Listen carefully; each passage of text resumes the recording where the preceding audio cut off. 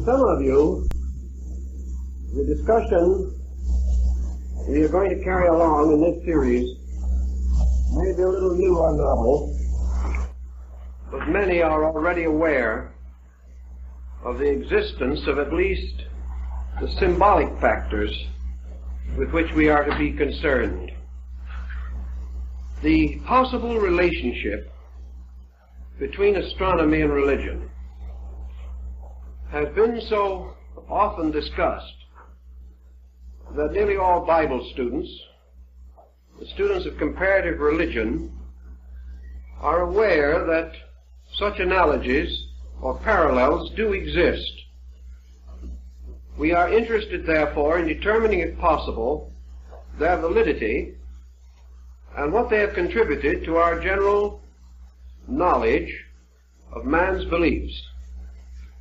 Perhaps astrotheology would be a useful instrument as a common denominator of religions, for elements of it and traces of it are to be found throughout the world.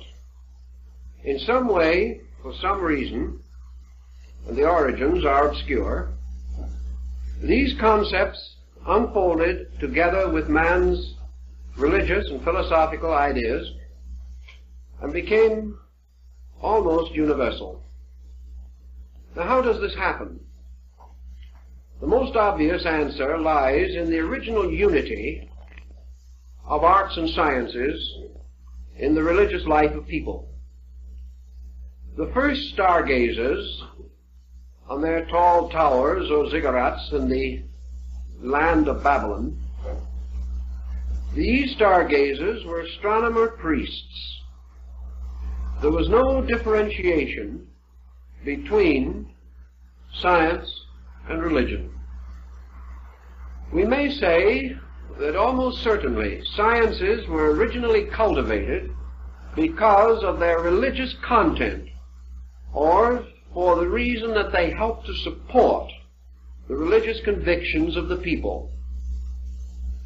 We know that the temples were the first colleges, and the ancient towers and palaces of the gods were the first astronomical observatories.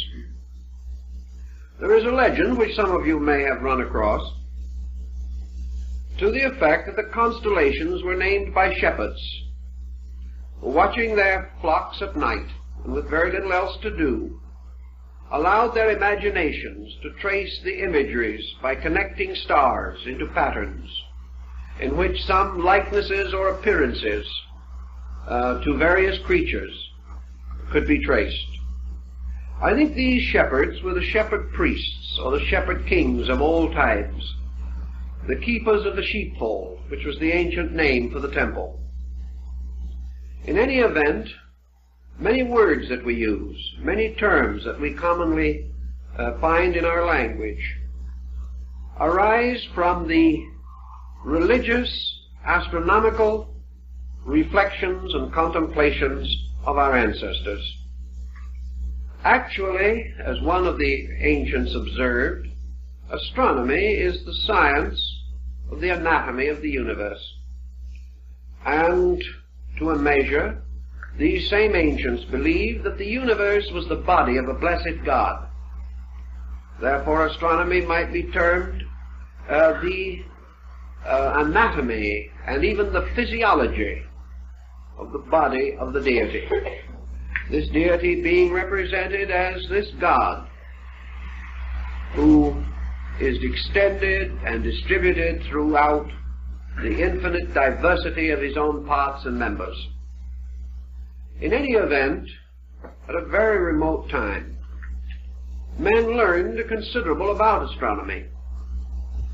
It is quite likely that there have been cycles of remembrance and forgetfulness in this subject.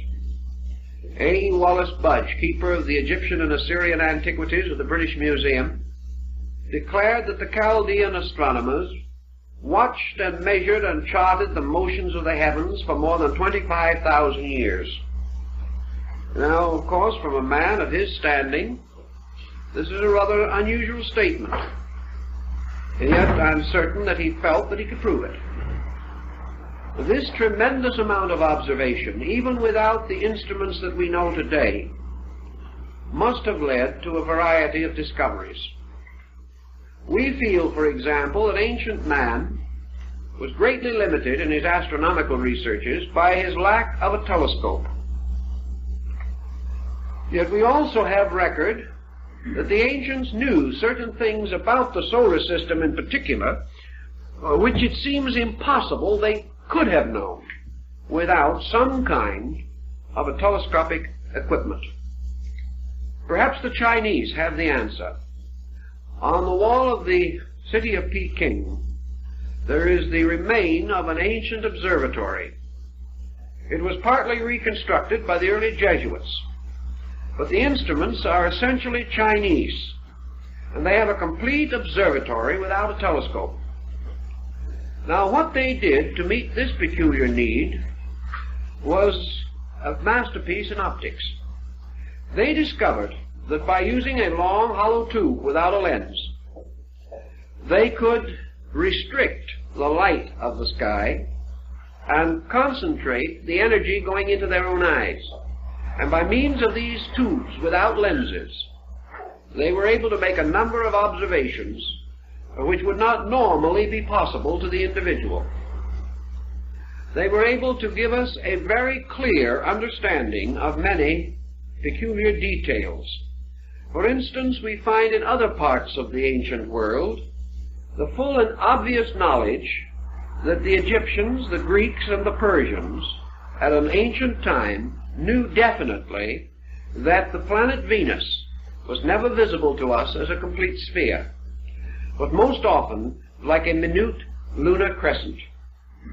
They also discovered in the field of Babylon the rings on Saturn, and the ancient deity of the Babylonians, corresponding to the deity Saturn, is always shown standing in the midst of rings which circle his body. These things are not just accidents. They tell us that at a long ago time, men made comparatively accurate observations of the world in which they lived. Pythagoras, writing or teaching about 600 years before the beginning of the Christian era, was one of the first to note that the planets in their chariots, the chariots of the gods, circled around the blazing altar of the sun. He is accredited generally with the first statement of the heliocentric system of astronomy as we know it today. How then have we forgotten all these things? The only answer is that in the waste of time, in the destruction of learned institutions, in the gradual decadence of the great temple mysteries, conquest, pillage, war, and destruction, many choice and valuable records were hopelessly destroyed, as in the case of the destruction of the great Serapean and Brocchian collections in Alexandria. Thus we dropped a dark curtain across history, having obliterated most of the early relics and records of man's intellectual life. We have every knowledge, then, that in the general and broad need of the world, ancient man was reasonably well equipped. He knew the earth was round. He was aware of the Western Hemisphere long before the beginning of the Christian era. And according to Plutarch, the historian, the Gulf of St. Lawrence and the Great Lakes area of the United States was explored by Grecian navigators at least 15 to 1800 years before its rediscovery at the time of Columbus. And of course Columbus really was searching for a passage to Asia. He did not realize in the beginning that he had discovered a new continent. These ancient records and many legends and myths and fables all point out things that we should know, but which we have gently ignored. It is almost certain that the Chinese navigated the coast of California 2,500 years ago. And during the period of Genghis Khan, 12th, 13th century in Mongolia, the Chinese and Tatars were well aware of the Western Hemisphere. We have forgotten a great deal. And we have forgotten a great deal of the source of what we call existing knowledge, and the reason for it. And many things which we consider to be superstitions and legends really developed from a very astute observation of natural phenomena. One thing that ancient man had that we do not have is leisure. Now, the common man of his day, whether he was a builder of pyramids or an agriculturist, probably did not have much leisure. But there was a very broad, deep, scholarly class, particularly the priesthood, then the custodians of all knowledge, who not only had leisure, but an infinite kind of patience, which also runs short with us. This is the kind of patience which will permit a problem to be passed down through 20 generations without impatience. Observations and reflections were not carried on by small groups in a period of months, weeks, or even years, but became the projects of empires and of dynasties and of descents of families, so that one problem may have been labored over for 1,000 years, each generation, each century, bestowing its own fragment of further insight. Thus, by observation with great patience, man accomplished much. Another factor which had something to do with all this was man's dependency upon himself. Today we are no longer dependent upon the faculties and powers with which we were originally endowed. We have supplemented these powers and faculties by innumerable devices, depending more and more upon mechanistic substitution. We no longer need or call upon the resources of our own observational powers. Some years ago, an experiment was carried on one of the American Indian reservations, where it was demonstrated that a certain Indian of reasonable attainments, not a cultured man as we would term one, just a man who lived with his flock, watched them at night like the shepherds of old, and lived as our primordial ancestors lived. This man could distinctly hear a watch ticking in a man's pocket 65 feet away. We have no such power of hearing as this.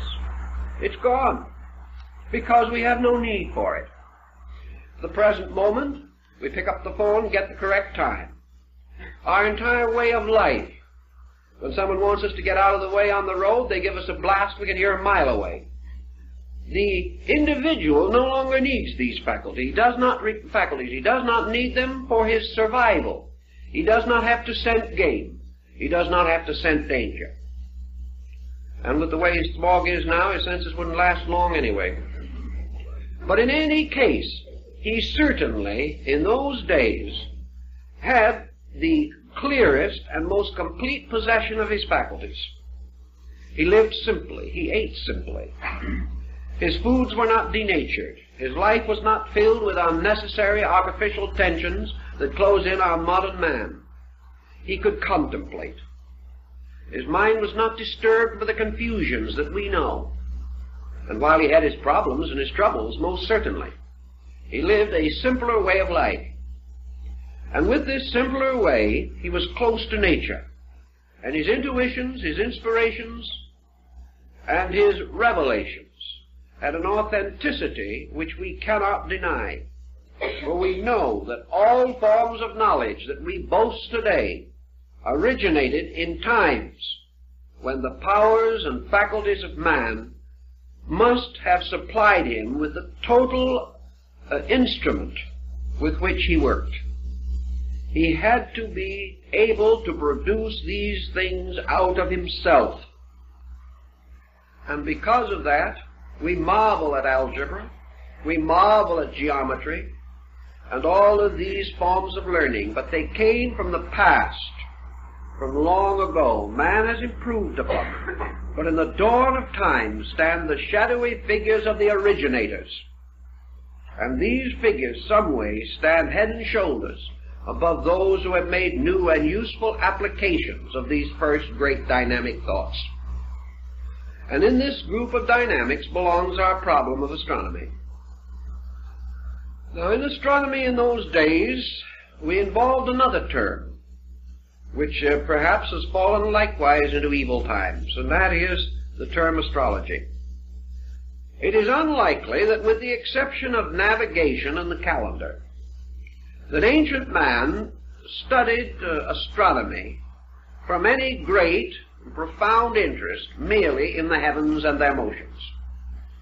His interest was in meaning, not in motion. He was searching the heavens for truths, not facts. He was looking for dynamics, and always his problem was to apply his knowledge to the immediate problem of his own existence. And out of these long observations, which perhaps gradually evolved his concept of the seasons, came the calendar, a method of determining the periodic return of seasons, the eccentricities of the calendar, and many interesting details. The Egyptians, for example, had a calendar which corresponded with a circle. 360 days in the year, 360 degrees in the circle. But they gradually came to discover that this was not quite right. They found their year getting badly out of order. So they created 5 intercalendary days. And they set these days aside and apart. And to these days they assigned the birthdays of the 5 principal gods. Interesting also to bear in mind that the Chinese and the old Egyptians and the very early Greeks did not have a septenary system of planets as later came into existence, but as the Chinese call them, the 5 emperors, the 5 great sidereal emperors. For the Egyptians and the Chinese were well aware of the fact that the sun and the moon were not planets.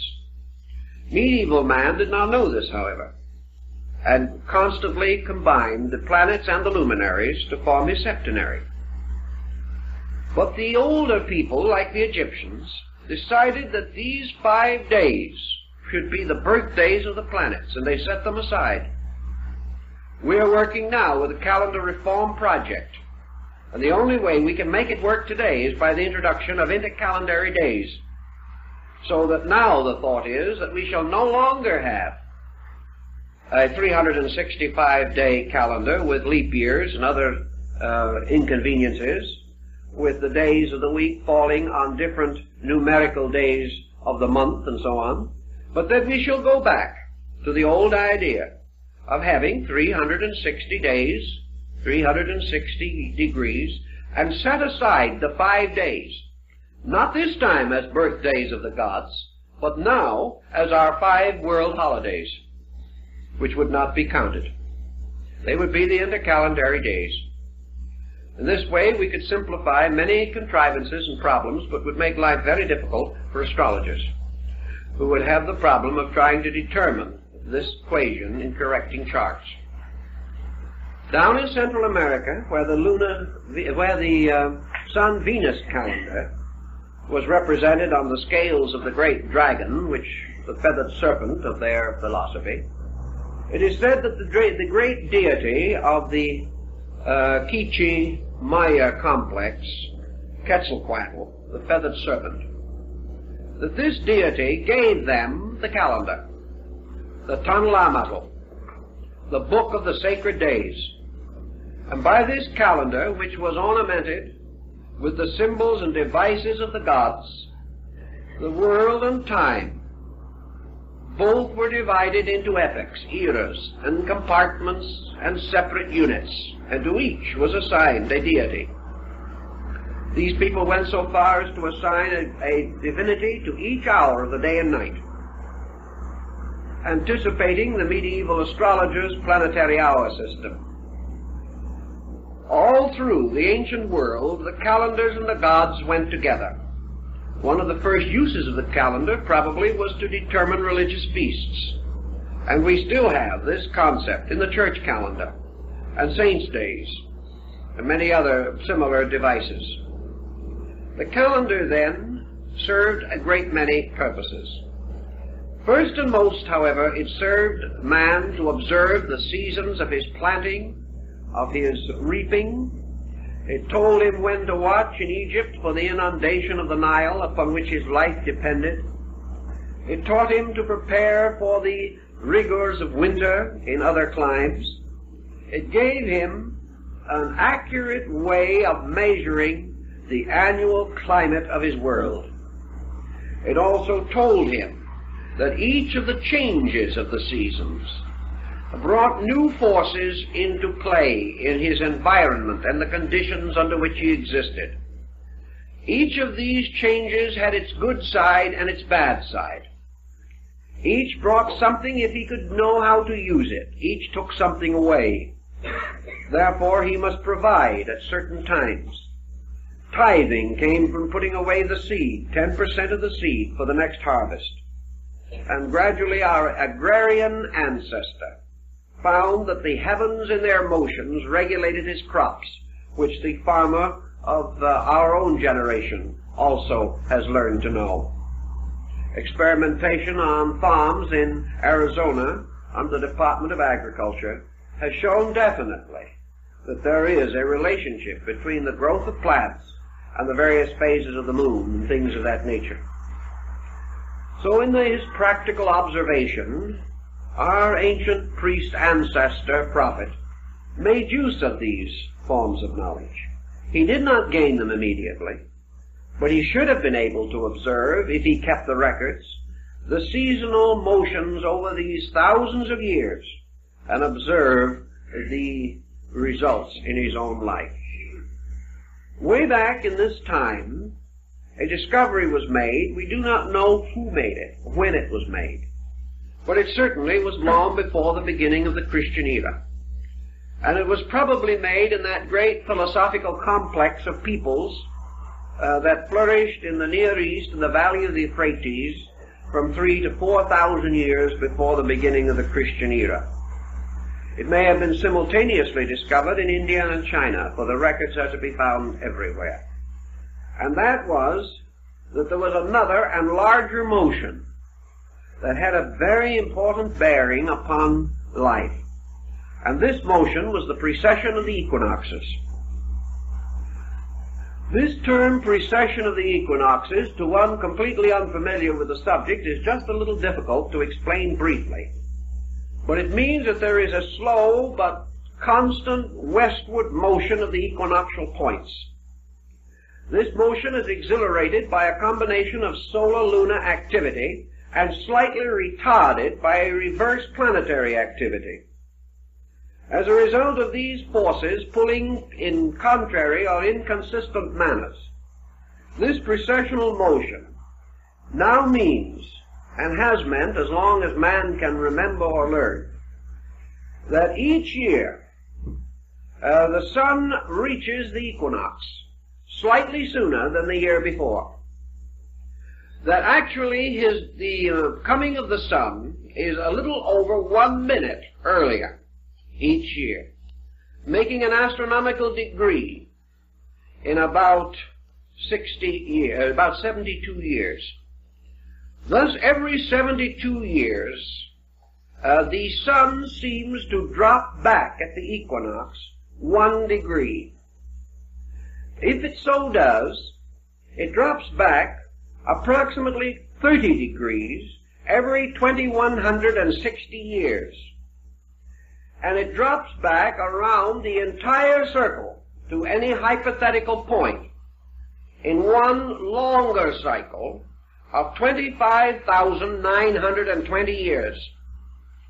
In this period of time, the sun seems, only by appearance, seems to drop back around the entire circle of the zodiac, falling backward or failing backward at the rate of 1 degree every 72 years.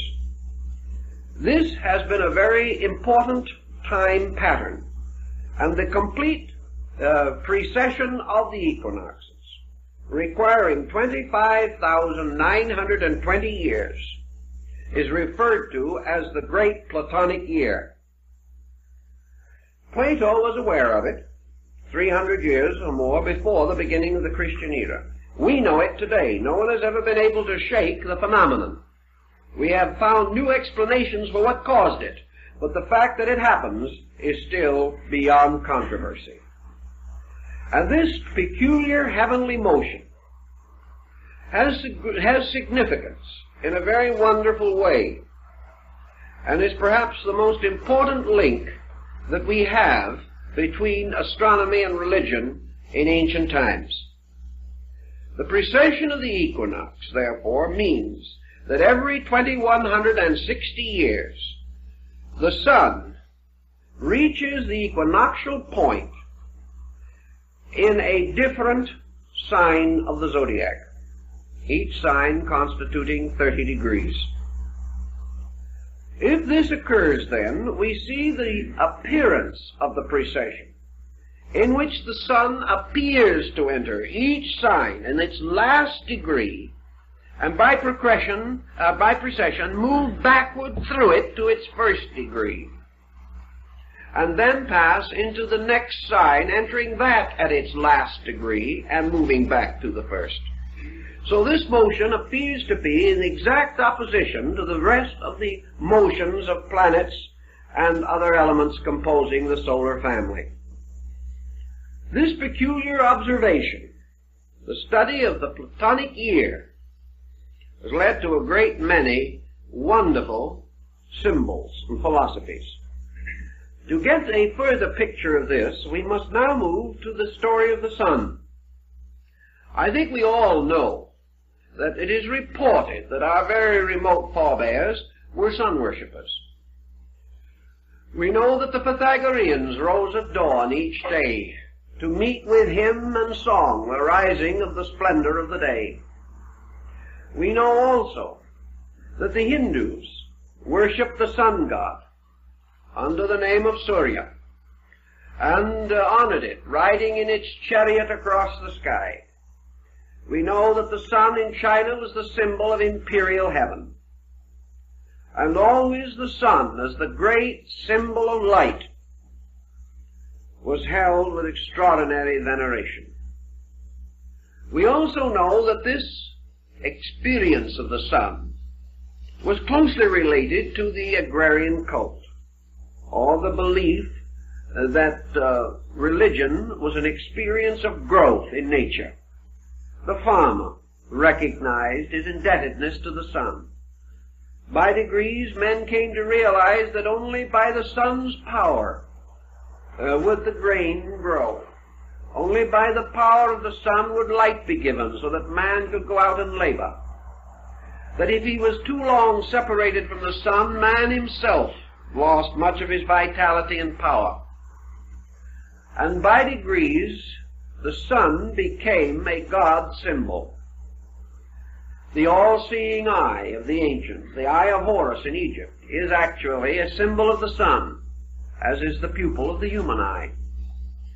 The sun was regarded as the eye of God, and it is said in the Bible that God made his tabernacle in the sun. All this sun worship was not merely a physical acceptance of the sun as a god.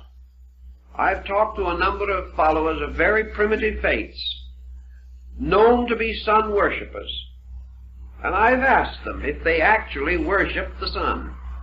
They said, no, we worship or accept the sun as a symbol of a principle in the universe. It is not the visible sun, but light, the sense of consciousness, that light makes all things clear and plain and open. And we remember the Pythagorean definition of God as a being whose body is composed of the substance of light and whose spirit is composed of the substance of truth. Thus the sun was the symbol of the light of the world, the light that lighteth every man that cometh into the world. The sun in its daily rising was the symbol of renewed hope. It was the promise of another day of opportunity, of labor, of fulfillment. Ancient man was terribly frightened by an eclipse of the sun because he thought an evil spirit was seeking to destroy the sun. And much of our doctrine of the dragon that ate the sun and other stories and fairy tales come from eclipse phenomena. Also, eclipse phenomena seems to have sustained the belief that there was an adversary or an evil power that wanted to destroy the sun. Man did not fully understand the meaning of the solar power, but he made representations of it in gold.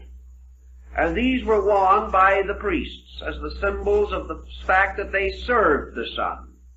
Most decorations, military or civil, such as the Croix de Guerre or the Légion d'honneur, were originally taken from sun medallions. We reward or honor the individual by bestowing a sun symbol or a rosette upon him. The halos around the heads and bodies of sanctified persons have gradually taken on sun symbolism attributes. These persons were radiant with spiritual powers, or with great light within themselves. For the royalty, for the emperor, the king, or the great person, was reserved also the solar coronet. A crown is nothing but a sun, surrounded by a burst of rays. And as time went on, apparently these rays got to be a little inconvenient, sticking out in all directions, so they were turned in to the top, forming the ducal coronet and the crowns of the kings of Europe as we know them today, like the great English crown of St. George. Then among Christian peoples an orb and a cross were placed upon the top of the crown to symbolize the power of Christendom. And the crown became a radiant throne for the symbol of the Christian mystery itself. The sun, then, has always played this vital part. And we have had sun gods. Every religion has had them. They have always been wonderful, radiant beings. And nearly always they were the direct offspring of deity. They were the highest of the gods. And the tragedies that came to the sun gods were the tragedies that most affected mortals. When Balder the Beautiful, the sun god of the Nordic peoples, was slain by the mistletoe arrow, all the world wept, and darkness descended, and the joy of the gods was destroyed.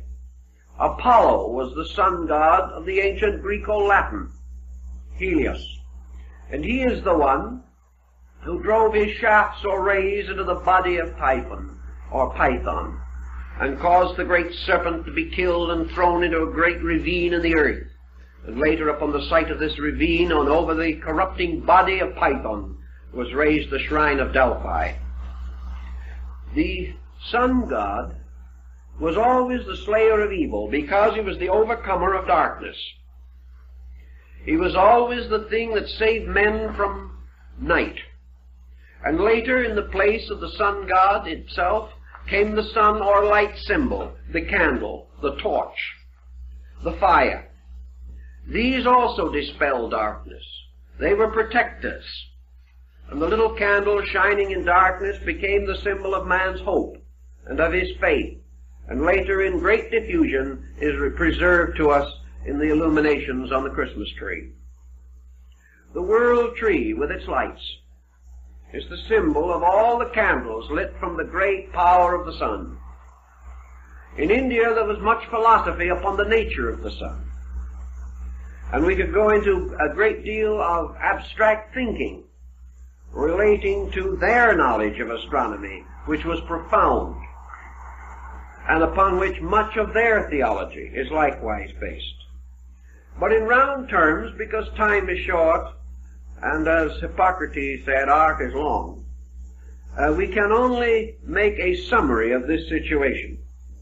But let us accept what is generally demonstrable, namely that upon research we find that ancient man venerated the sun as the visible symbol of an invisible power in space, as the light bearing witness to the life, that there was a life behind the light. Now remember, in the Greek, Helios, later the Latin Apollo, was not regarded as the source of the solar light. He carried on his arm a great shield, and in the center of this shield was a boss or knob. And our modern astronomical symbol for the sun, a dot in a circle, is the shield of Helios, the god. And it was upon the surface of his shield that the sun god reflected the light of space. The ancients did not assume the sun to be the complete source of its own light. They assumed it to be a great focal point in space, which collected the great energies from the field of space and reflected them downward into another condition of space which we call matter. Therefore the sun was suspended twixt space and matter, causing the energy of space to permeate all material things. It's an interesting and dramatic concept. And in their ancient arrangement of planets, the sun was placed in the middle orbit, with 3 planets below and 3 above, or rather 2 and the luminary below.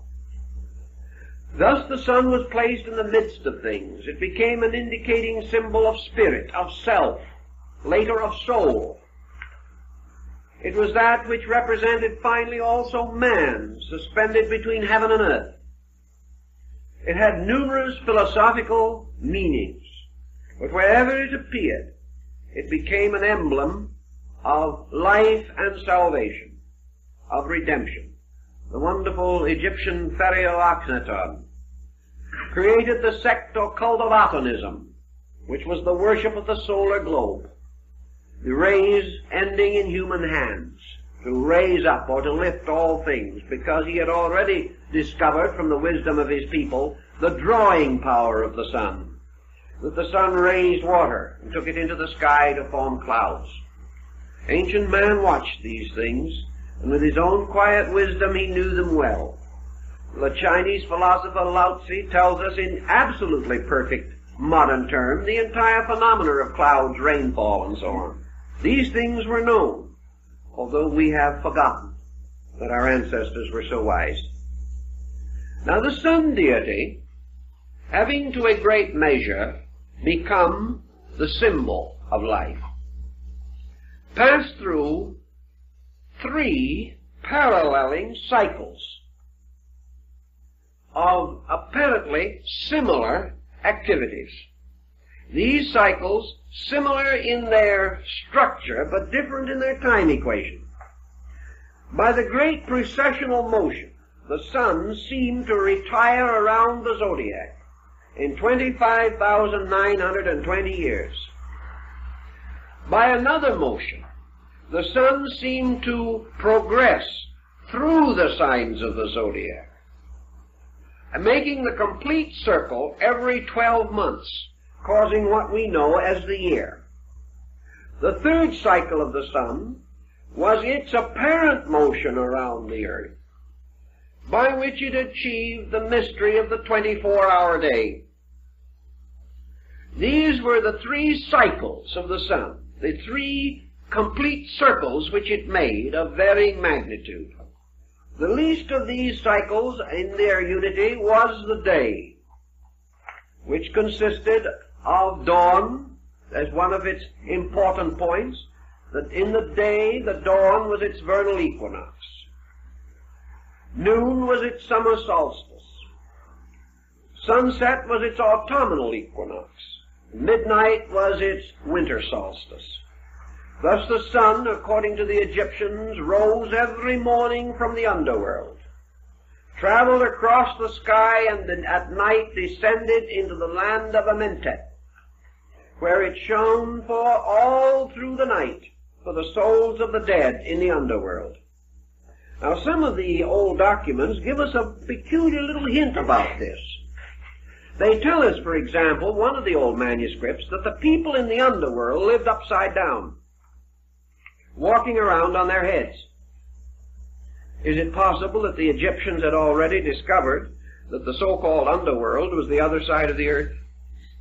We do not know with certainty, but we do know that they had navigated as far as the Western Hemisphere.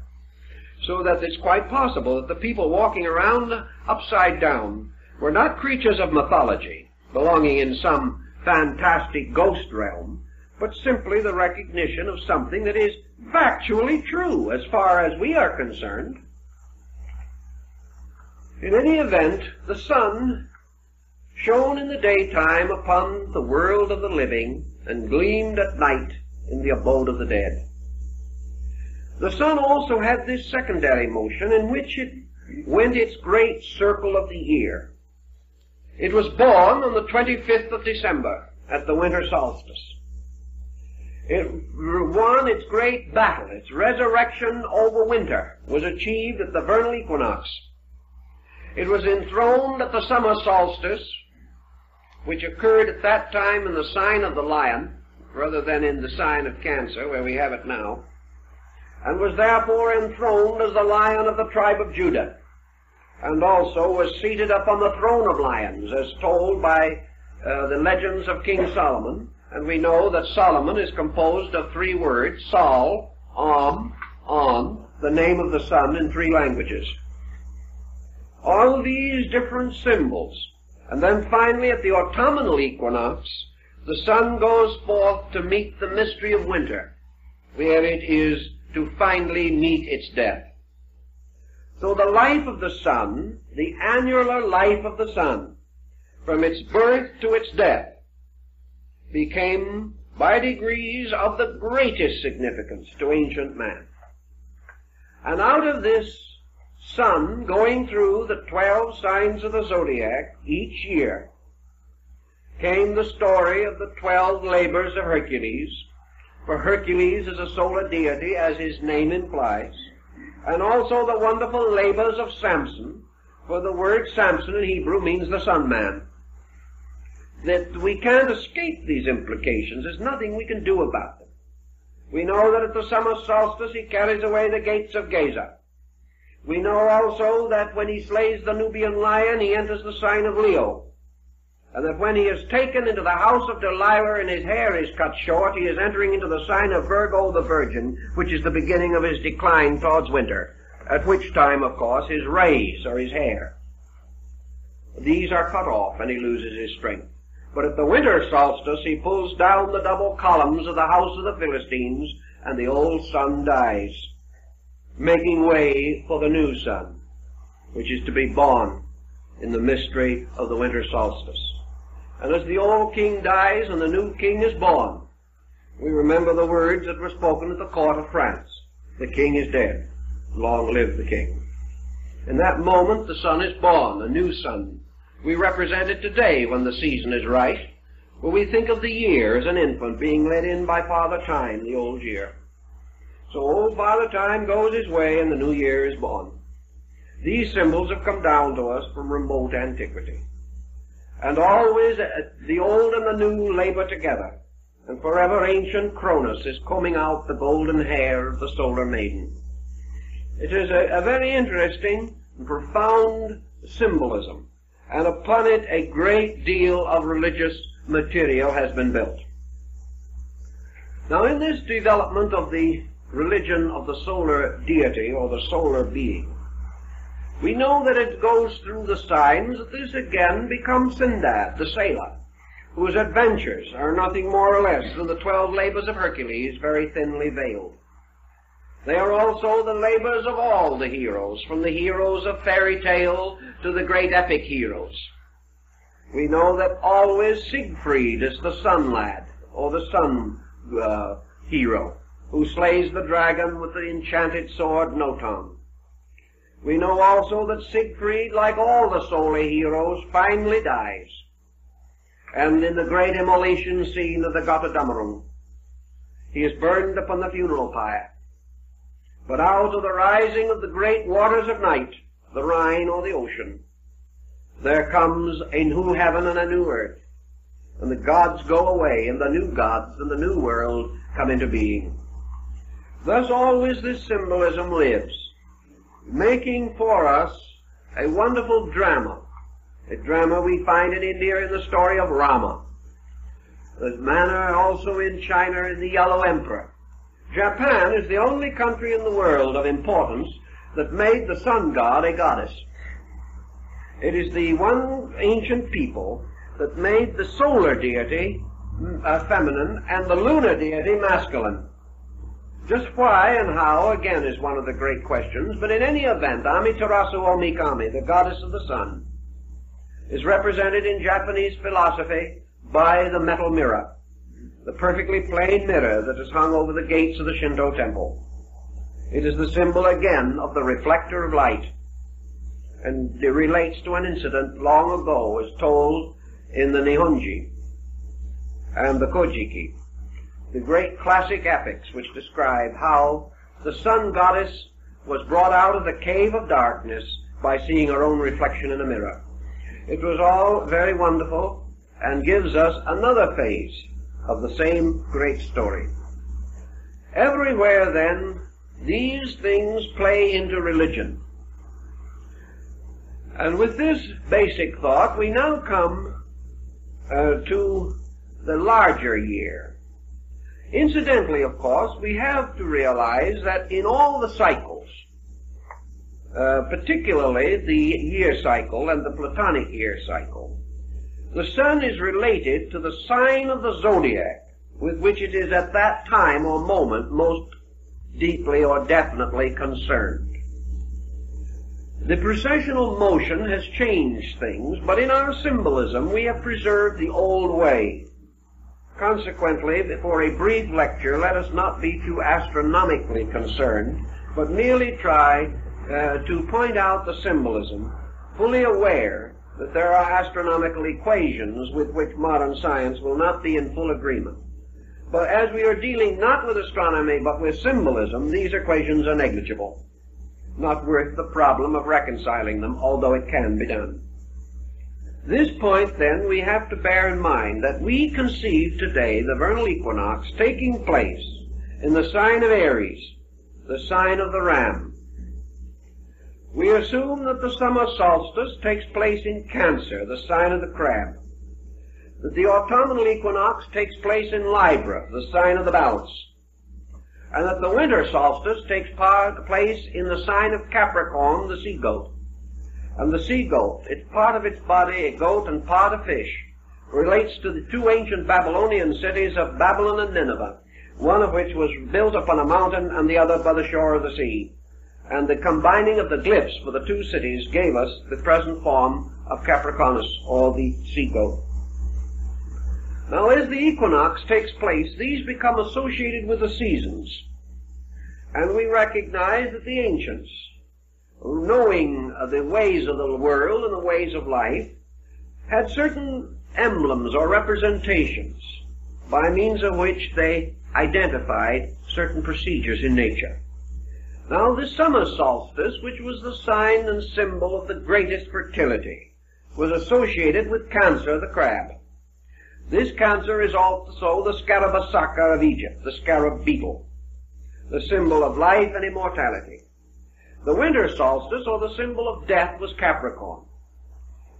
And Capricorn was always the sign of the aged, the rocky or the bony, having to do with this strange contour of the country where the sign is said to have developed. So that all things, in a long, broad, general term, are said to be born in Cancer and to die in Capricorn. That one represents the entrance into life. Cancer is therefore the womb, Capricorn the tomb. Capricorn was symbolized finally by Father Time, carrying the hourglass and the reaping scythe. And Cancer was symbolized by the great mother, Diana, goddess of the Ephesians, the wonderful nourisher of all things. Cancer was under the rulership of the moon, the lady of generation, and Capricorn of Saturn, the ancient master of regeneration.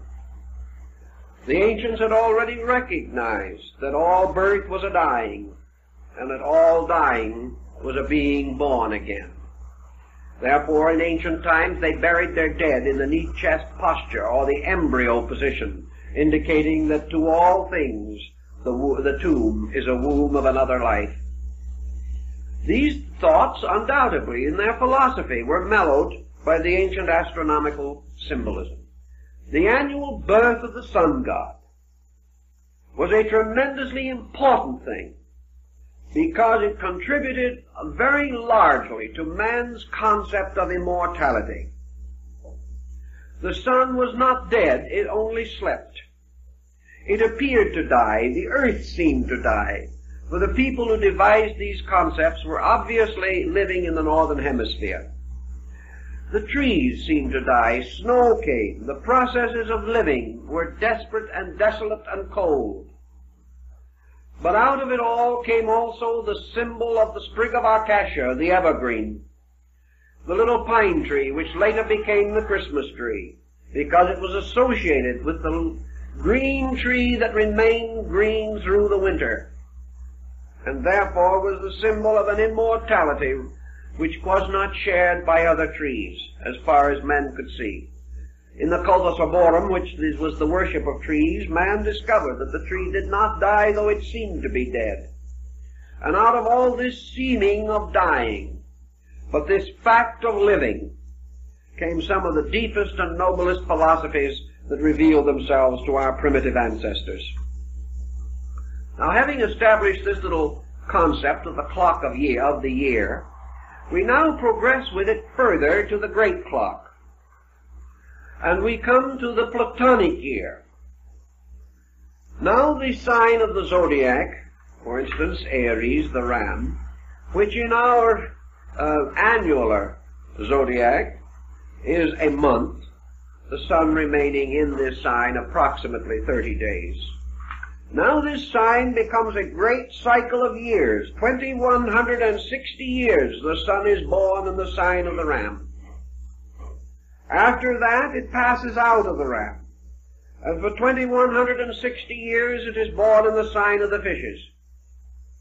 Then it passes from that, and for 2160 years it is born in the sign of the water bearer, or Aquarius. And thus until it has gone completely by the precessional motion around the great Platonic cycle. Now men took this measurement, and they gave to the length of time which the sun is born annually in one sign, they gave to this the term an age. Now we think of an age now as almost any length of time over 20 years, but the ancient was more particular about it. He referred to these cycles, therefore, as ages. The age of the fishes, the age of the ram, or the Aryan age, the age of the water bearer, or the Aquarian age. And he had names, the Taurian age. All these different periods became ages. And he began to study. And he also began to observe that there were divisions possible within the 30 degrees of a sign, or in this case, the 2160 years in which the sun, by precession, was born within a sign. They divided these signs in half, 15 degrees each. They also divided them into thirds, called decanates, of 10 degrees each. And they divided further into 6 divisions of 5 degrees each, and finally into single degrees. And in the Hindu system of astrology, they broke the degrees down to minutes and to seconds, forming out of all of these combinations a tremendously intricate clock.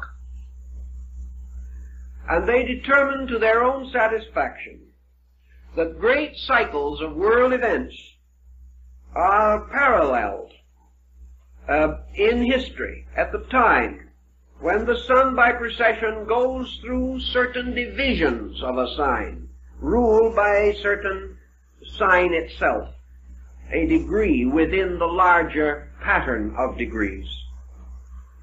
Out of the general concept of these things have come the practice or habit of ancient nations worshiping their deities under the forms in which the sun was born.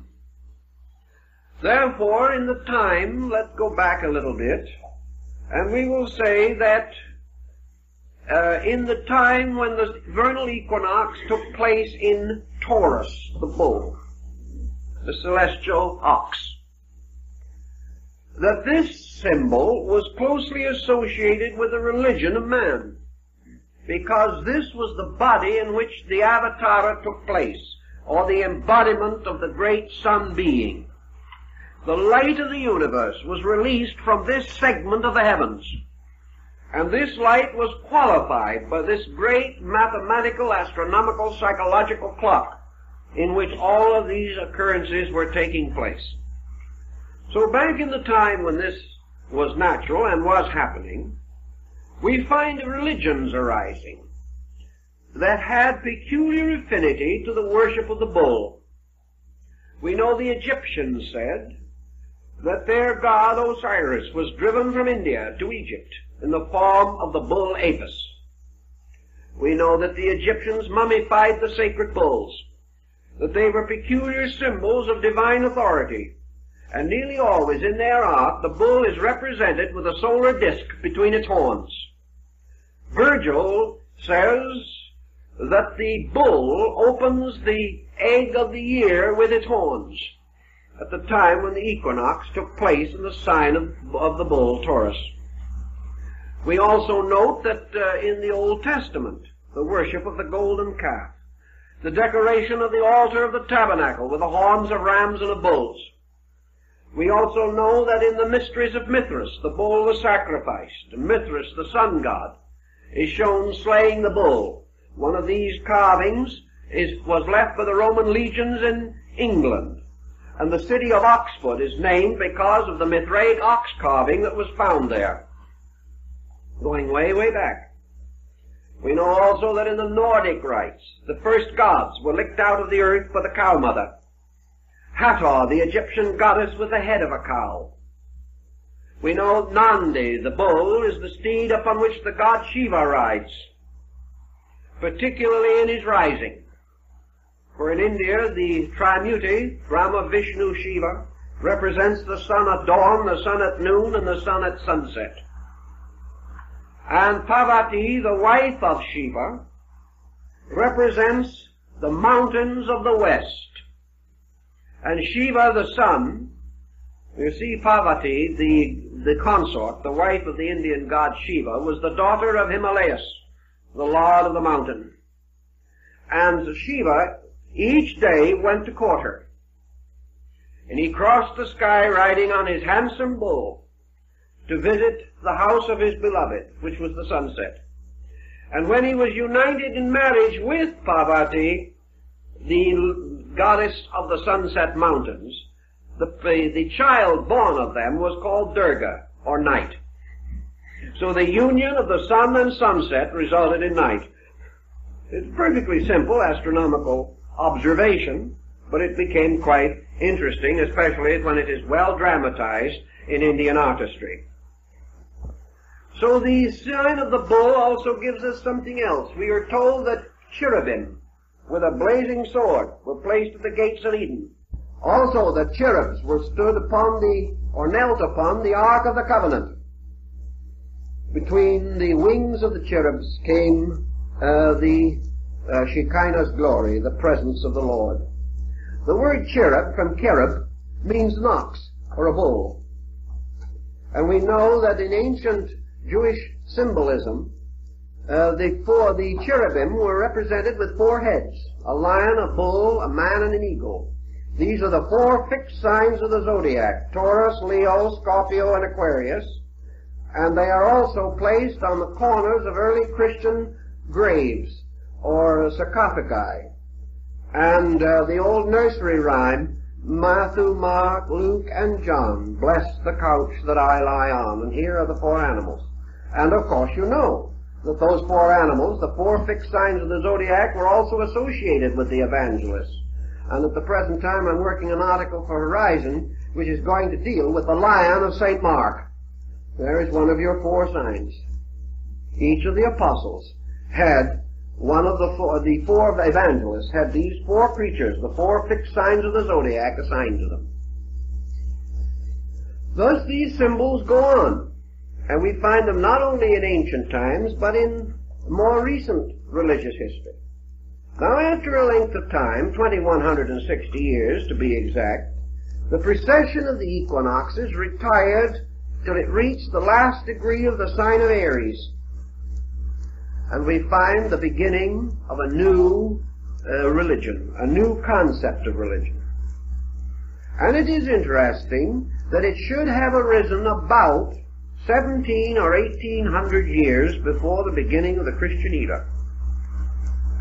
For it was at that time, according to the old tradition, that the great mysteries of the Greeks at Eleusis were brought into existence.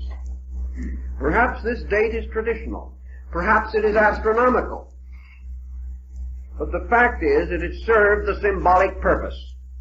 For at that time it is said that at the time of the vernal equinox, always the time of greatest importance in ancient festival, the Hierophant of the rites of Eleusis came forth upon the porch of the temple, carrying in one hand the shepherd's crook, and in the hollow of his left arm a newborn lamb. And he held up the shepherd's crook and elevated the lamb to the admiration of the people. And 1800 years before the beginning of the Christian era, he cried out in a very loud voice, "All hail, Lamb of God, that taketh away the sin of the world." Now this lamb is very interesting. This is the Paschal lamb. This is also the lamb associated with the rites of Jupiter Ammon, the ram-headed god of the ancient Egyptian, Latin, Greek peoples. Also, this was the ram's horns upon the forehead of the crown of the north and south of the ancient Egyptians. This was the scapegoat of Israel. And here also we have the offering of the lamb as an offering to the Lord in the sacrifice of Isaac. We have also many references to the blood of the lamb, purification by the lamb, the heart of the lamb, the Angus Day. And we find the rites and rituals of the lamb and the symbolism of it, Jason and the golden fleece.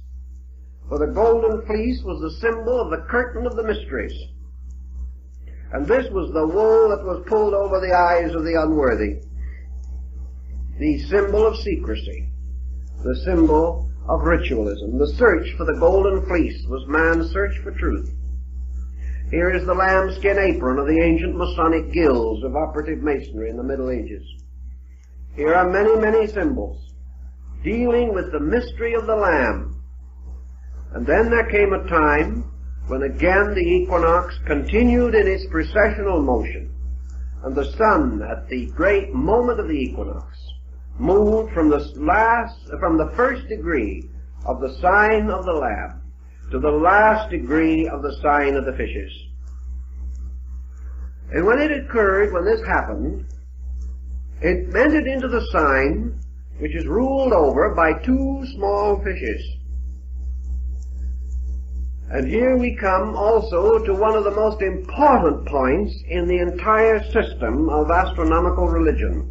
And that is that the sign of the fishes is the last sign of the Zodiac. The sign of the ram is the first. Now someone will say, why? How are you going to divide a circle into first and last? By what strange figuring did men come to the conclusion that Aries was the first sign? The answer goes back to the Vedic researches of India, where it is said that at the beginning of another great age, that lasts much longer than the Platonic year, that at the beginning of a very great cycle of 4,320,000 years, that the original first point of a great cycle of time is established by the conjunction of the 5 planets and the 2 luminaries in one sign. This can only occur once in a vast cycle of mathematical calculation. And the last time that the 7 met together was in the sign of Aries, by which another great cycle of calculation was established. They will then separate as now and move at various orbits and times through all the different parts of the heavens, forming innumerable combinations of themselves. And they will ultimately meet again. And in the next time that they will meet in the same element, one sign removed. In other words, Aries is the element of fire. But they will not meet in Leo, which is the next fire sign, but in Sagittarius. So the next great cycle will begin with the conjunction of the 5 planets and the 2 luminaries in Sagittarius, and that will measure another great cycle of world development. Within this cycle come the great yugas, the 4 ages which were known as the gold, silver, iron, and bronze ages of the ancients. All these things were mathematical, astronomical phenomena. But for our present moment, we say that the sign of Aries is the beginning, and the sign of the fishes is the end of the zodiac. Thus these two come together to form an interesting symbolism. And the sun god, or in this case, say John on Patmos, describing the mysteries that were celebrated there, the Phrygian rites, causes the great being of the Phrygian mysteries to say, I am the Alpha and the Omega, the first and the last, the beginning and the end. Now, this also has very great interest, because of 2 symbols particularly associated with Christianity. One is the fish. The first symbol of the Christians was a fish. And in Rome, they recognized each other by drawing the shape of the fish upon the sand. The name for fish was an acrostic on the name for Christ. St. Augustine says that Christ was a fish broiled for the sins of man. It's a very interesting symbolism.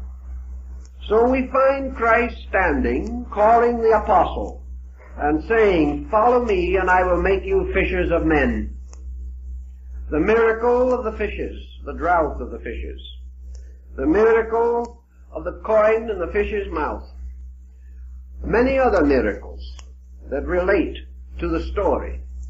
And Jesus, in speaking, going forth upon a ship on the Sea of Galilee, the water symbol of the fish is very interesting. One of the ancient deities came forth out of the sea as Dagon, or the fish man. And the bishop's mitre of the Christian church is a fish's head on end. These things are important, for here we find a transition taking place.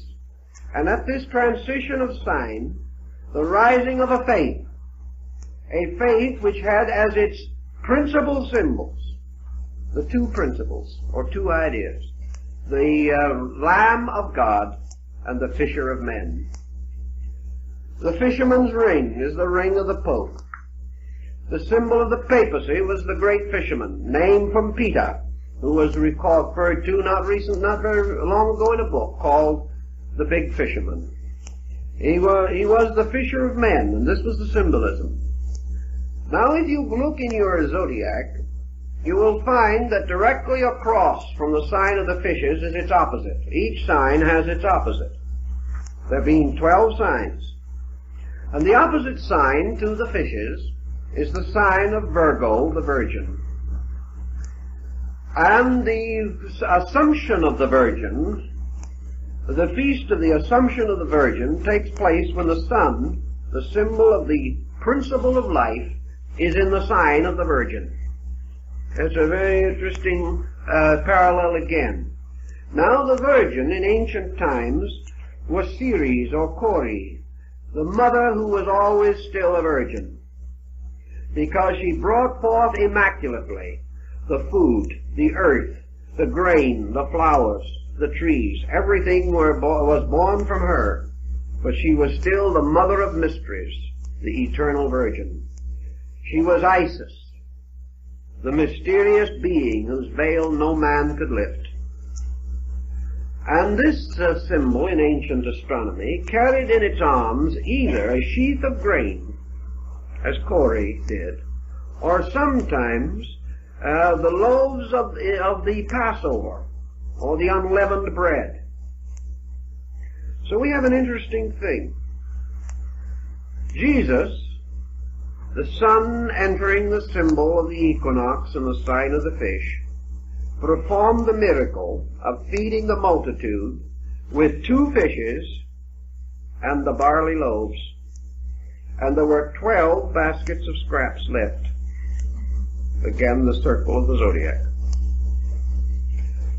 Later, when the time came for the master to prepare for the Passover, he sent a disciple into the city, and he said to him, "You will see a man who carries a pitcher of water on his shoulder. Follow that man. When he enters into a house, go in likewise, and go to the upper room and say that your master wishes it to celebrate the Passover." Who is the man with the pitcher of water on his shoulder? He is the Egyptian deity Canopus, the water man. He is also Aquarius, the water bearer, always represented in the ancient system of the zodiac as a man carrying a pitcher of water on his shoulder. He carried that pitcher of water long before the beginning of the Christian era. So the sun, moving on, goes into the new age, of the age that is to come, to celebrate again its passing over in the sign of the water bearer. Of course, the sign or the ritual of the Passover is the passing over of the sun at the time of the equinox. All these rituals have been very carefully measured to meet the astronomical requirements, like the epoch and the golden year and all these things. We have calculations to run through every one of these symbols. Now, one of the great questions that has arisen perhaps in our studies a little has been to determine, if possible, the time of the beginning of the age of the fishes, or what we call the Piscean age. It is, of course, a nice, trite contrivance to say that it began with the beginning of the Christian era. But in India and in many other countries, a point is made with which some Western astronomers and astrologers will certainly be at variance, namely that at the present time the equinox is taking place approximately in the 8th degree of the sign of the fishes. It hasn't left, it hasn't moved into this other age yet. If the Indian and the old Chaldeo-Babylonian calculation is correct, by a very curious thing, a circumstance that is almost too remarkable to be a coincidence, the vernal equinox should have entered the sign of the fishes approximately the year 325 AD. And that was the year of the establishment of the Christian church by the Council of Nicaea. It would have entered at the time when the heaviest influence was in upon the quality of Leo, which also corresponded exactly. If from that point on you calculate each step of the precession of the equinoxes, from that time to the present day, you will find some very remarkable things if you break up the year as the ancient did. Now, if you take this period, the age of the fishes, and what is this age? Now you go back to your tables of Sargon, the king of Babylon, where the first delineations of the signs and planets are given.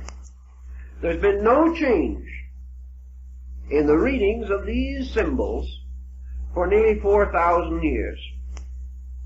And we find that the sign of the fishes was represented in that time, and still is in astrology, as a sign of water, the sign of retribution, the sign of the deluge, the sign of obscuration, the sign of karmic fulfillment, the sign of the end of an old way, the termination of patterns. In the great sun cycle in China, the deluge of which ends the world is always associated with the sign of the fishes. And the reorganization or building of the new world naturally follows. But in this constellational diffusion, if we observe it carefully, there is a strangely psychological relationship between the key words of the sign of the fishes and the strange state of our world ever since this strange equinoctial occurrence took place. The obscuration, the hiddenness, and at the same time the strange spirituality which is associated with this sign, the mysticism, the inner and deeper yearning and longing, the age of the ministry, the age of the struggle, the strife, the pain, the problem, the winding up, the paying off of old debts, the completion of work left unfinished. And in many ways that is a bit typical of the situations we find ourselves in.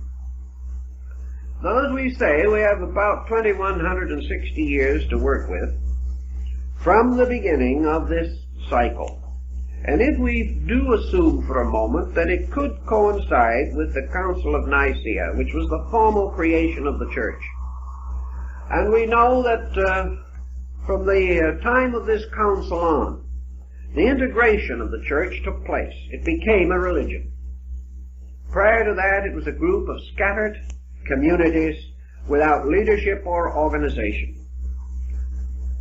If we add 1/2 of the period of that cycle, if we divide this great period of 2160 years right in half to divide the age into a positive and negative half, where does the half line drop?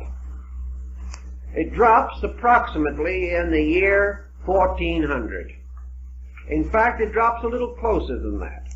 It drops almost identically on the exact date set aside as the date of the Renaissance, the great change in our world, the beginning of the modern world as we know it, the moving from the negative half of the sign to the positive half. We break down the sign step by step, and we find everywhere that these major cycles hit exactly with the prominent dates in the cultural and moral and spiritual growth of our peoples. And it seems very possible that this was the basis, this study of the great Platonic year was the basis of the fortunate long-range predictions of men like Nostradamus, who could not have worked it by the ordinary methods that we know, but only by the great precessional motion. Now from all this we come to many other symbols. And I think there is one that is fascinating enough to give a little thought to. During this period that we call the medieval world, there lived a very interesting and kindly old gentleman who is known as the Venerable Bede.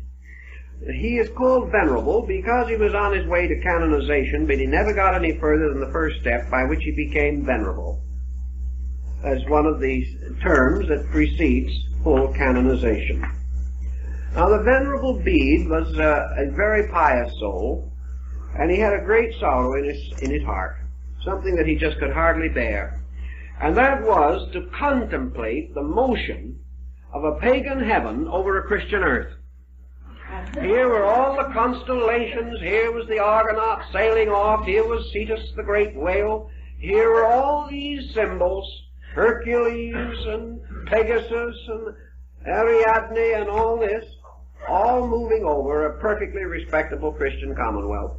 It just didn't seem right. So the Venerable Bede decided to Christianize the heavens. And he did it. And we have in the library 2 very beautiful astronomical charts, very large ones, original prints from the Middle Ages, in full color, showing the Christian universe.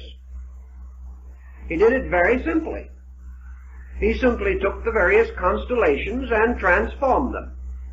The Krator, or cup of the Greeks, became the Holy Grail. The 12 signs of the Zodiac became the 12 disciples. Nothing could be simpler. Cetus, the great fish, Leviathan, became Jonah's whale. And the Argonaut kept on sailing as Noah's Ark. All these symbols were perfectly fitted together. And the result was a great success. But suddenly everybody stopped in their tracks.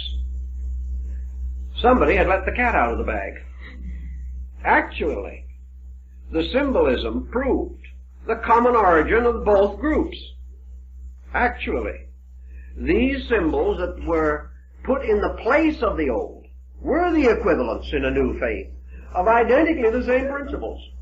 So everybody hushed it up and forgot about it until the French Revolution came along with still a different idea, and the situation has lapsed back, waiting now for another revolution on the part of scientists who probably will want to change all of these because they can't stand the superstitions of any group.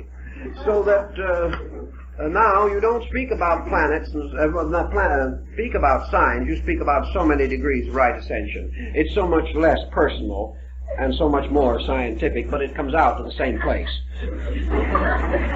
Also, astrology is now giving way to a kind of new science which is going to be called cosmography or something of that nature, in which they are going to do something that was never heard of before. They're going to consider the possibility that the heavens influence the earth. And they're going to do it with a new name, and the right man is going to discover it, which is very, very important in our times. But this concept of the universe, again, shows much that tells us of the old ways and of the old concepts and rites. In the old days, the initiation rituals of the temples always followed in some mysterious manner this astronomical pattern. Apuleius, for example, in the Metamorphosis, describes his own initiation into the mysteries as far as he can. Then he says that to preserve his vows he must be silent. But he does explain that at one degree or part of the rite, this candidate is enveloped in a blue cloak, covered with stars and constellations, to indicate that he is being lifted up into the higher parts of the universe. Apuleius also tells us that in one of the degrees of the mysteries he beheld the sun shining under his feet at midnight, which is a very interesting point, looking very much as though somebody knew something about the astronomical theory, because theoretically at midnight that's approximately where you might expect it to be. Also, he describes the rituals, and he follows very closely the description given by Porphyry in his Cave of the Nymphs, which is an interpretation of one section of the Odyssey of Homer. And he describes the cave of initiation, in which you descend under the earth and come into a room, the ceiling of which is made to represent the sky. And there are two entrances, one on each side, and you descend a set of steps. You walk across a common ground and ascend out through another set of steps. And the point of entrance into this underworld is called Cancer, and the point of exit is called Capricorn. And the adventures, wanderings, and terrible experiences of the candidate seeking initiation represents the motion of the sun through the signs Leo, Virgo, Libra, Scorpio, and Sagittarius. Now, if you can imagine placing Cancer at one gate and Capricorn at the other, and going down now to the point between them, you will find you have sort of tipped your celestial globe so that now the bottom point is represented by the sign of Libra, which is now between the two. Cancer, Leo, Virgo, Libra. Scorpio, Sagittarius, Capricorn, you're out. So that Libra is placed at the center in the bottom. The sign of Libra is the scales. Here the soul, descending into the underworld, comes into the judgment hall of Osiris, where his consciousness or his conscience is weighed upon the scales in the cyclostatia. The ancient peoples only had a zodiac of 10 signs at one time in a very remote period. They had no sign of Libra, and Virgo, Scorpio were one sign. And that is still indicated by the general shape of the two, except that in one the end of the M-like figure turns up, and in the other it turns back. Now, at the time of the so-called fall of man, it was believed that the signs were divided and Libra was inserted between them. There is a very ancient doctrine about that, increasing the number of the signs to 12. But the sign of the scales placed in the judgment hall of the twin truths in the temple of Amentet is at the bottom of this V-like pattern of the descent of man into judgment or into generation. This judgment or testing in the mysteries follows very closely the entire cycle of ancient times and the ancient initiation ritual. Now, there is also a very interesting story relating to the human embryo. For if the embryo is twisted inward to form its equivalent to a circle, the embryo, which has at the beginning, as you realize, a caudal appendage resembling a tail, looking very much like a highly developed pollywog, this structure, if twisted into a circular form, equals 3/4 of a circle. In other words, it takes 9/12 of a circle to do this. But there are 3 signs or 3 parts of the circle that are not touched. The head and tail of the figure do not meet. Therefore, this occurs to us in our Old Testament symbolism under the story of the broken wheel. And this broken wheel, or the 9/12 wheel, is again an astronomical symbol that has played a considerable part in human thinking, because the 9/12 represent the 9 months of generation, or the period in which the child is being formed. The 3 missing signs, or the broken spokes of the wheel, or the missing rim of the wheel at that point, fulfills the rites of the Eleusinian mysteries. For the Eleusinian mysteries were given in 2 sections, the 9 lesser and the 3 greater rites. The 9 lesser rites being the symbolical rites of generation, the 3 greater rites of regeneration. Therefore, by 9 months and 3 degrees a man is made perfect. This is a very curious symbolism, but it has a great deal of interest if we know how to study it. In other words, the individual, to pass through the second birth, must go through the womb of the mysteries to complete the circle, of which 9 parts only are provided in generation. The Chinese, fully aware of that, declare a child to be 1 year old after it has reached the 3rd month. It celebrates its first birthday 3 months after it is born. This is part of a very curious doctrine, but it points to the 3 winter or fall months leading toward final death. It is to do with the blinding of Samson, the cutting off of the rays of the sun god. Also has to do, as Leonardo da Vinci points out in his astronomical calculation of the Last Supper, for the painting is a very strangely astute piece of work. And each of the apostles, and each of the positions and groupings, you will find the apostles are grouped in triplicities, exactly like the signs. And the sign of Scorpio is assigned to Judas. Now, why should the sign of Scorpio be assigned to Judas? In the Orient, there is something about the scorpion that is very peculiar. First of all, it stings with its tail. Therefore, it is the backbiter.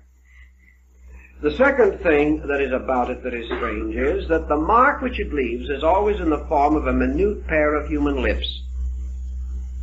The kiss of death. The kiss of betrayal. So that was the sign that was used to signify the destroyer, Typhon, who is also responsible for the destruction of the good god Osiris. The sign of the scorpion, however, in the ancient rituals has 3 meanings. 3 creatures have been assigned to it down through the ages.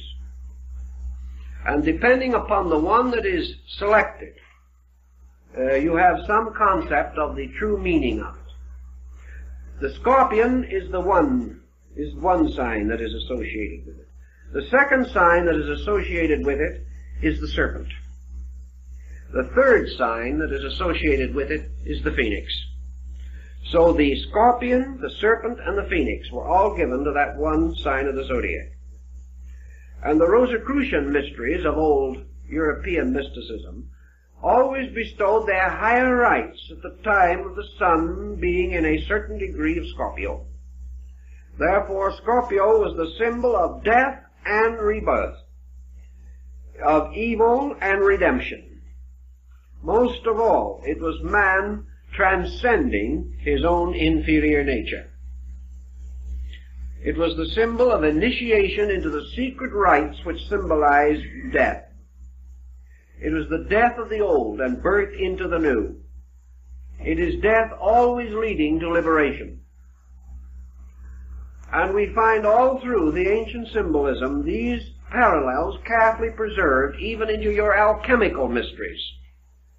And in the combinations and structures of the alchemical stone of the wise man, there is what is called the horoscope of the stone. In other words, there is a symbol of the universe represented as a particular pattern of planets. And in this pattern of planets, the formula for the stone of the philosopher and the elixir of life and the transmutation of metal is said to have been concealed. And the mysterious eight-sided vault of Christian Rosenkreuz was formed into the symbol of a solar system, in the midst of which the body of the ancient adept is said to have been placed. All of these peculiar symbols trail down through the ages, reminding us of the numerous forms of indebtedness that we have to the planetary symbols. The Dionysian artificers, the great builders of the Greek cathedrals and churches, and also the builders of the theaters of Dionysus. Later they became the great Lombard builders of Europe, the builders of the medieval world and the Renaissance, the great Comosine masters. Nearly every one of the structures that they built was based mathematically upon a constellation. Caesarino, in his edition of Vitruvius, the great master of architecture, shows how the modes of architecture were based upon the great constellational patterns, and that the temples of the gods were built according to the stars of the constellations in which these gods were said to be enthroned. A very elaborate and involved system of architecture rose, therefore, from this same consideration. Also, we remember Gaffaro, the astrologer to Cardinal Richelieu, pointing out how the handwriting on the wall of heaven described in the Old Testament is actually a study of star groups, in which the star constellations form the consonants of the Hebrew alphabet, and the planets moving through them form the vowels. And the constant motion of the vowels and the consonants produce the writing upon the wall of sky, which the ancient prophets could read.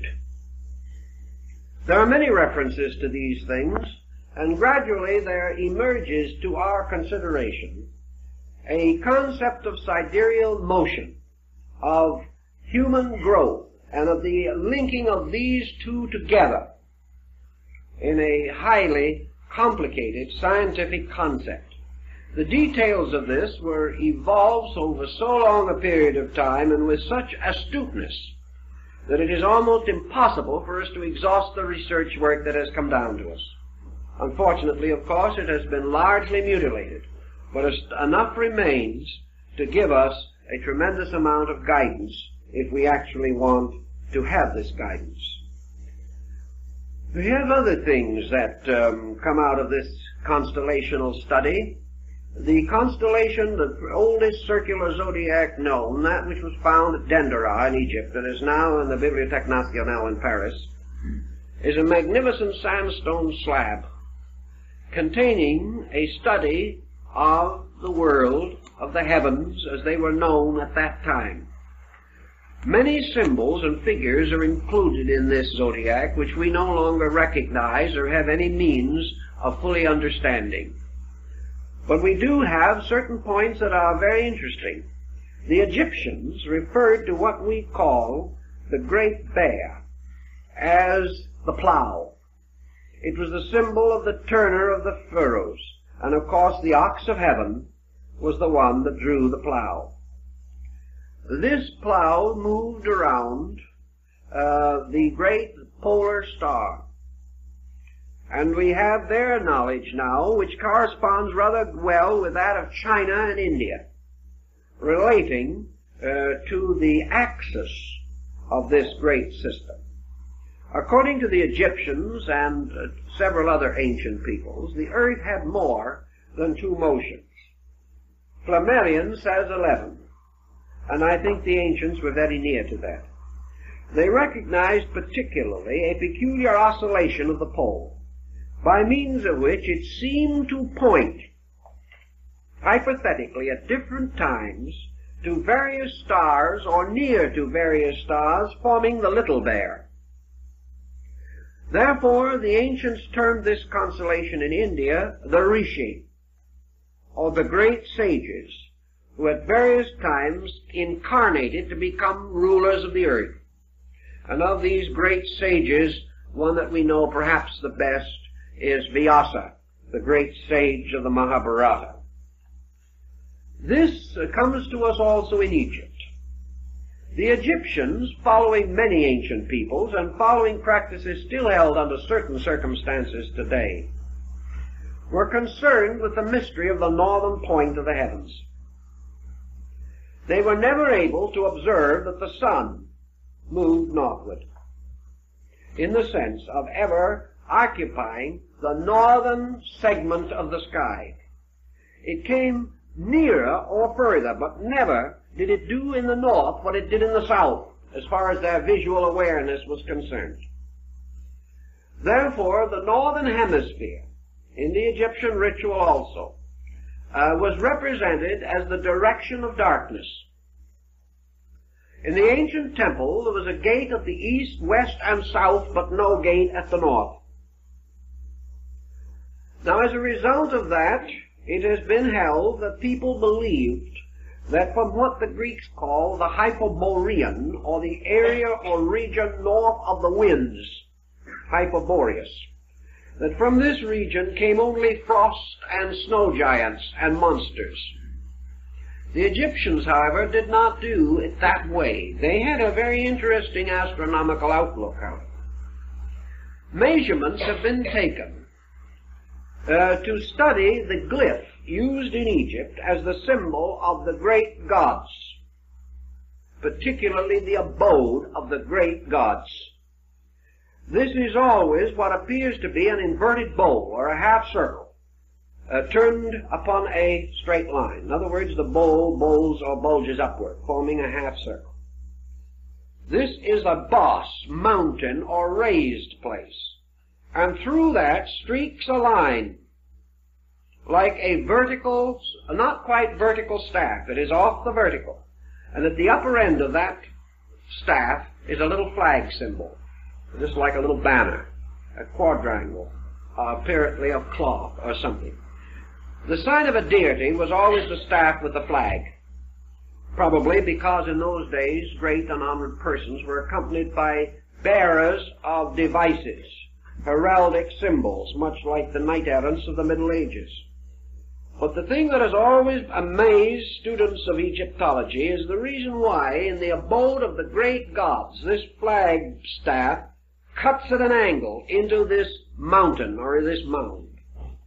So somebody, for no good reason, perhaps it was Lepsius or one of the other early Egyptologists, began to study the inclination of this flag. And he examined a number of instances of it in great monuments. Of course, you can't be certain in hastily written documents by comparatively poor scribes, but in the great stone carvings, in the great sarcophagi texts and so on, he studied these things, and he found this was always the same. And he measured a little further, and he found that it coincides exactly with our inclination of the Earth's axis. What is it then? This mountain and this flag represents the North Pole, which was the abode of the gods, the great gods. that dwelt in silence.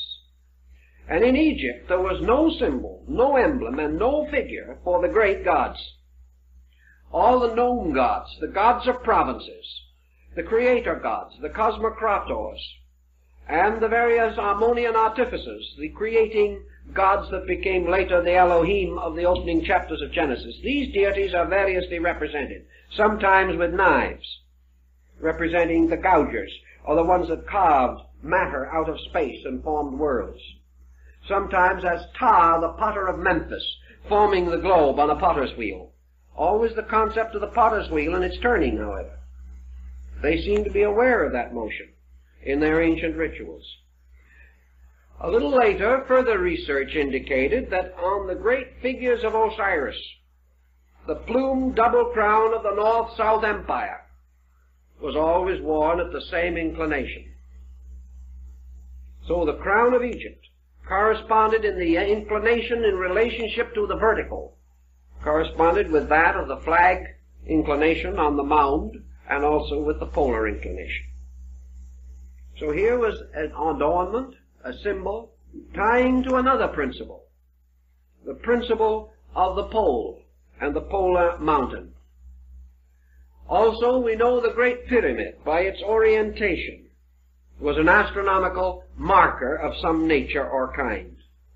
The complex of pyramids have been regarded as probably the elements of a vast sundial system, similar in some ways to the complex of stones in England at Stonehenge, which was used by the Druids to determine the exact moment of the winter solstice. Here the great rituals were performed, particularly by capturing the ray of the newborn sun in a crystal lens in order to start the sacred fires by what we call burning glasses. All these symbols are intriguing, and the great gods of the north and the silence of these gods dwelling forever above the earth correspond, of course, to the Indian concept of Mount Meru, which is to the north.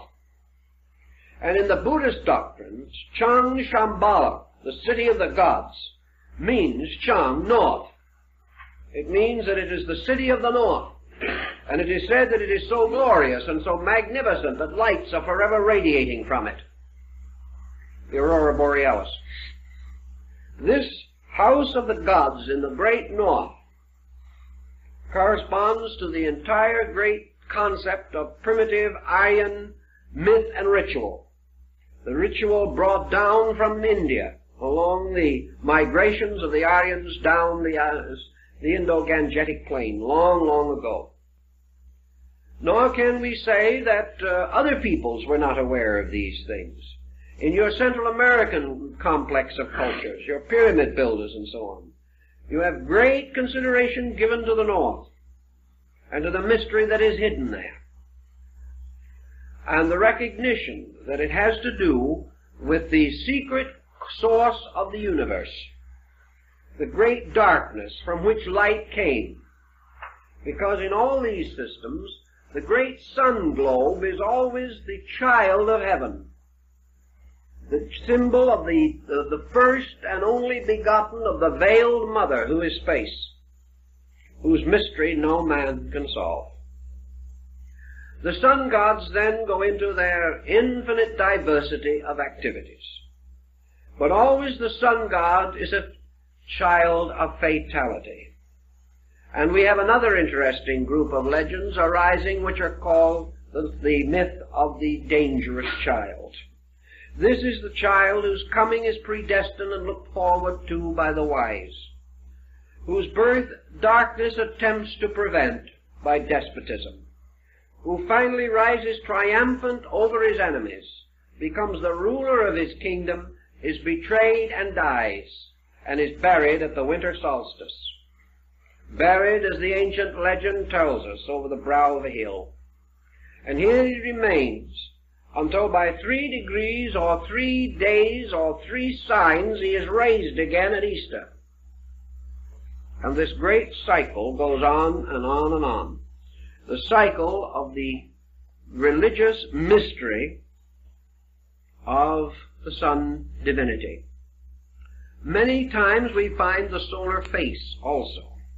Among the Peruvians and among the peoples of the great South American complex that finally came under the control of the Inca chieftains, Viracana, the god of the air, was worshipped by kissing the sunbeam. All you did was face it and kiss the light, and that was your adoration for God. The symbol, the supreme symbol in that area, was the great golden disk of the sun.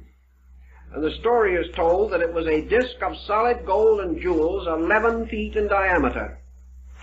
And when the conquistadors under Pizarro divided up the spoils, one of them got this sun disk as his spoil by a throw of dice, and a few moments later lost it to another soldier by another throw of dice. That was the way things were done in those days. But these people undoubtedly recognized the same basic concept. Their rites and ceremonies and what we learn of their religion shows that they also based all of their calculations upon the sovereignty of the solar power and its great journey.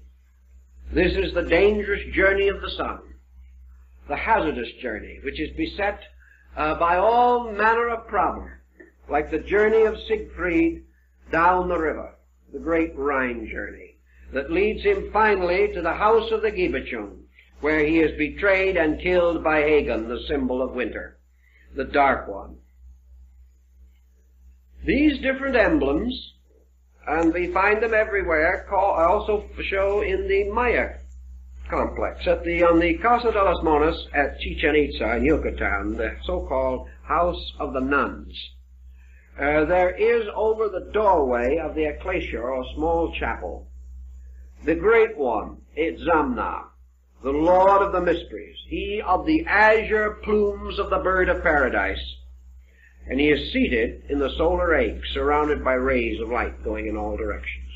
He is the great one whose tabernacle is in the sun. Beneath him spread out the ancient Maya glyphs for water. Around him clouds and lightning. But he is the great solar one. Now later, from him, by an immaculate conception, by the Virgin Xochiquetzal, was born Quetzalcoatl, the feathered serpent, the symbol of the sun's path and also of the same mysterious modes of the lunar arc which cause what we call today the dragon's head and tail in astrological research, the motion of the lunar orbit. And this great deity, Quetzalcoatl, was the good god, the sun god. He wore the bonnet of the Quetzal plumes, which was the symbol of the solar light rays, the feathers going out in all directions. For the Quetzal is the bird that is born of the sun, and when the time comes for it to die, it flies back to the sun. And the Quetzal, like the thunderbird of the American Indian, is just another phoenix. And this again is the symbol of priesthoods, the symbol of the wise ones, or the sun gods, the sun-born ones, who are the keepers of the ancient mysteries. And this Quetzalcoatl served his people well, brought them out of darkness and ignorance. But finally there came from the south the evil one, the red-mirrored god Tezcatlipoca, the god of Mars. And this evil deity destroyed the power of the sun god. And the sun god departed finally upon a raft of serpents from the shores at Veracruz, promising to return. But this whole cycle was a sun-Venus cycle, and the astronomy of these people proves it. The pyramid of the sun at Chichen Itza is an absolutely correct astronomical representation of the year. There are just as many steps on that pyramid as there are days in the year, and so on. All of these buildings astronomically built and oriented. And at the apex of the year, in the high point, was the temple to the deity. The deity itself represented by the feathered serpent or the dragon. And the feathered serpent again, the symbol of the year, as in the Mexican calendar, where all the divisions on the calendar stone, the months of the year, are placed as scales upon the body of a serpent. Thus every part of this mythology, and it is this same serpent which is Python, which is slain by the sun god every year, when he overcomes the year and becomes master of life, or the keeper of the year. And every year also at the end, the year destroys him, and the new sun god must be born. So out of all of these concepts, perhaps you will have some general idea of the part that astronomy has played in religious symbolism. Now, we do not say that astronomy has given the meaning, but we do say that it has constituted the convenient symbolism and has rationalized and made authentic the outer structure of the mystical philosophy that is based upon the inner meaning of these symbols. And as we go through the series, we will try to explore that also, to find the ideas that are behind the use of these symbolic forms. But I'm afraid for that you're going to have to wait the next week.